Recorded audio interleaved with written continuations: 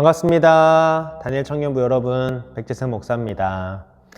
드디어 우리 주중 묵상 영상 마지막 영상입니다.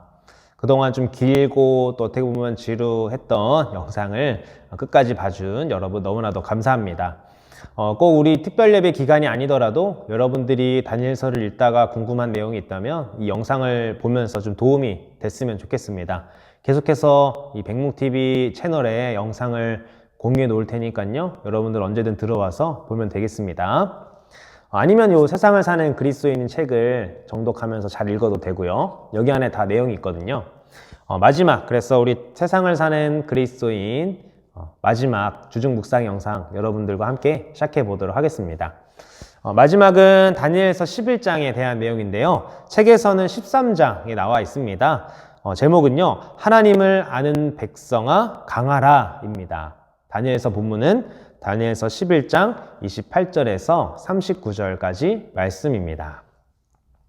다니엘서 11장은요, 이 10장에서 다니엘이 보고 놀란 그 큰 전쟁에 대한 구체적인 내용이 기록되어 있습니다. 북방왕과 남방왕이 등장해서 이 서로 전쟁을 치르고 휴전을 하면서 이 중동의 패권을 차지하기 위해 320여 년간 이어진 다툼을 예고하는 기록이죠.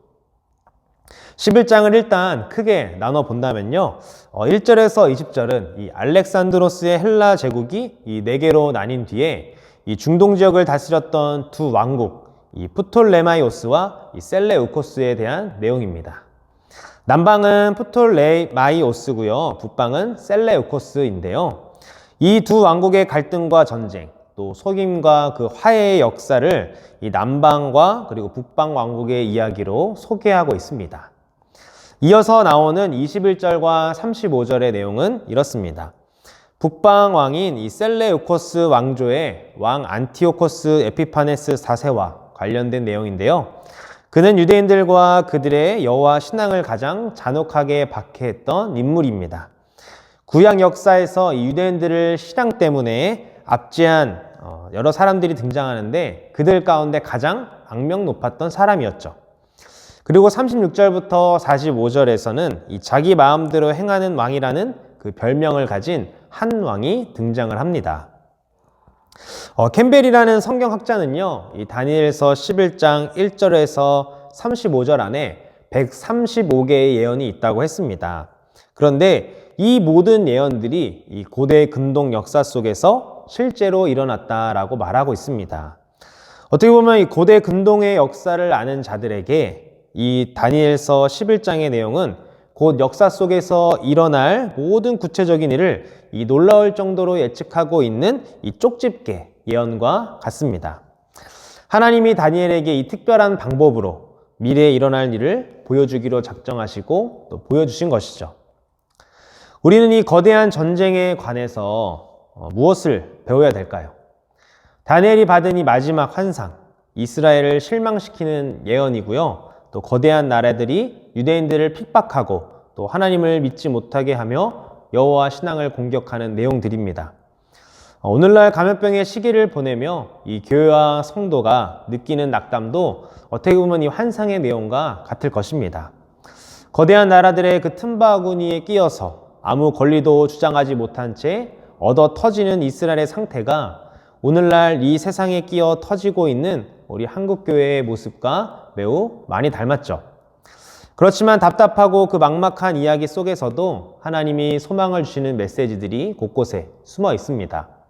공통적으로 발견되는 내용들이 있는데요. 24절과 또 27절, 29절, 그리고 35절과 마지막으로 36절에 그 내용들이 있습니다. 그 내용을 살펴보면 이런 내용들인데요. 때가 이르기까지, 또 때가 이르지 않았으므로, 또 작정된 기한에, 그리고 정한 기한이 남았더라. 작정된 일을 반드시 이룰 것이다 라는 그런 내용들이 담겨져 있습니다. 하나님이 이 세계사 속에 감춰두신 자신의 백성을 향한 이 비밀 메시지 같은 거죠. 하나님을 대적하는 나라와 왕들의 이야기들이 이 다 정해진 때와 기한이 있다라고 우리에게 말하고 있는 것입니다.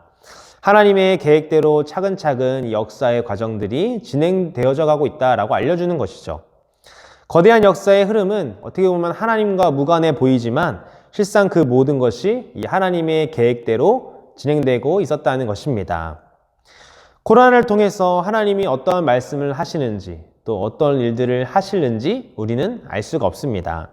그러나 확신할 수 있는 것은 하나님이 여전히 이 모든 상황을 통제하고 운행하신다는 사실입니다.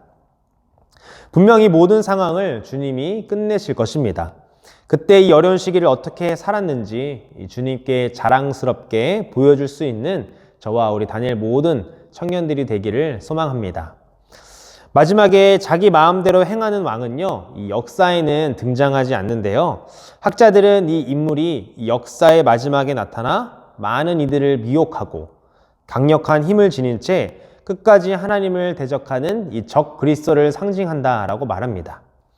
이 세상 역사의 마지막 날, 우리 주님이 오시기 직전에 일어날 사건까지 확장하여 알려주는 환상이었다는 것이죠. 이 왕은 다니엘이나 또 이스라엘 백성들이 만나는 왕이 아니라 오늘을 살아가는 우리가 만나게 될 왕이라는 것입니다. 우리가 이 왕을 두려워해야 될까요? 성경은 이렇게 말하고 있습니다. 다니엘서 11장 45절인데요.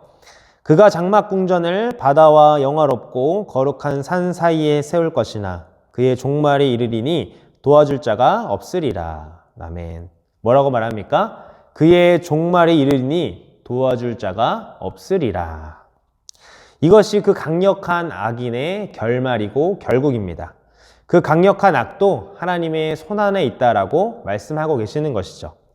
하나님이 정하신 시간이 되면 한순간에 세력을 잃고 멸망한다는 것입니다.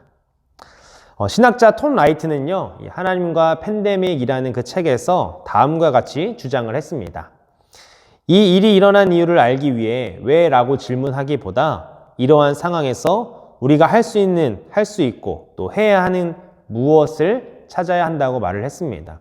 그러니까 코로나를 겪는 이 시대 가운데 이것이 왜 일어나느냐라는 그런 질문을 하기보다 이 상황 가운데 우리가 무엇을 해야 하냐라는 질문을 하라는 것입니다.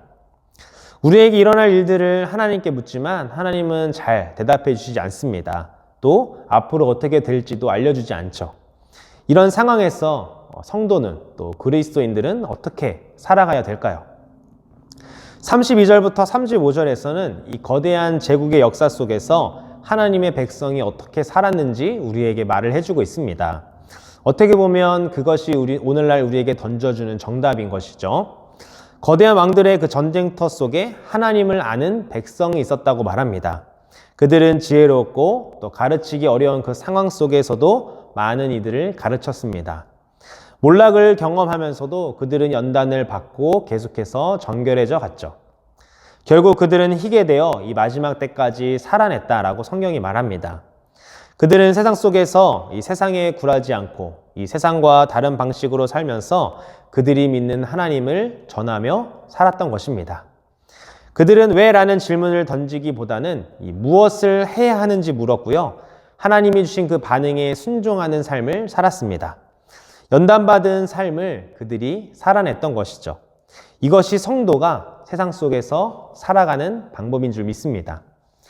우리는 지금 이 포스트 코로나 시대, 팬데믹 시대를 살아가고 있습니다. 기독교를 반대하는 정세도 커져가고 있고요. 교회를 바라보는 시선도 좋지 못한 그런 상황 가운데 있습니다. 신앙생활하기 어려운 시대인 것 같지만 어떻게 보면 이런 일은 우리가 처음 겪는 것은 아닙니다. 이 같은 여러 가지 어려움들, 이것은 수많은 이 믿음의 선배들이 경험했고 또 걸어왔던 길이었기 때문이죠. 하나님이 정하신 기한이 지금도 다가오고 있습니다. 함께 이 길에서 연단받고 또 정결해지고 또 희게 되어서 마지막 때에 주님께 칭찬을 받을 수 있는 저와 우리 다니엘 모든 청년들이 되기를 예수님의 이름으로 간절히 축복합니다. 여러 가지 부정적이고 어려워진 그때에 아까 말씀에서 나왔던 것처럼 이 하나님의 백성들, 하나님을 믿고 또 하나님의 신앙으로 살아갔던 그들의 모습을 기억하면서 가르치는 것, 또 전하는 것, 또 주님을 찬양하고 예배하는 것, 이것을 어려움 속에서도 끝까지 붙잡고 나아가는 우리가 됐으면 좋겠습니다. 코로나로 인해서 갑자기 예배 드릴 수 없게 되는 상황도 있고 또 대면 예배를 못 드리고 또 온라인으로 예배를 드려야 하는 그런 상황들이 갑작스럽게 막 다가옵니다. 그때마다 우리가 기억해야 될 것은 무엇이냐면 이런 어려운 상황 속에서도 다니엘서에 나왔던 그 내용과 같이 하나님의 백성들이 거대한 제국 틈바구니에서 어떻게 살았는지를 기억하면서 신앙생활하기 힘든 것 같은 이 상황 속에서도 끝까지 하나님을 붙잡고 또 말씀과 기도를 붙잡고 또 그렇게 기도하며 또 삶에서 예배하며 나아가는 우리 모든 다니엘 청년들 됐으면 좋겠습니다. 네, 이상으로 우리 다니엘서 11장에 대한 주중 묵상 영상을 마치도록 하겠습니다. 조영민 목사님께서 이 다니엘서 12장에 대한 본문을 가지고 말씀을 전해 줄 텐데 여러분들 그 말씀을 듣고 많은 은혜 받고 또 누렸으면 좋겠습니다. 이상으로 영상을 마치도록 하겠습니다. 안녕.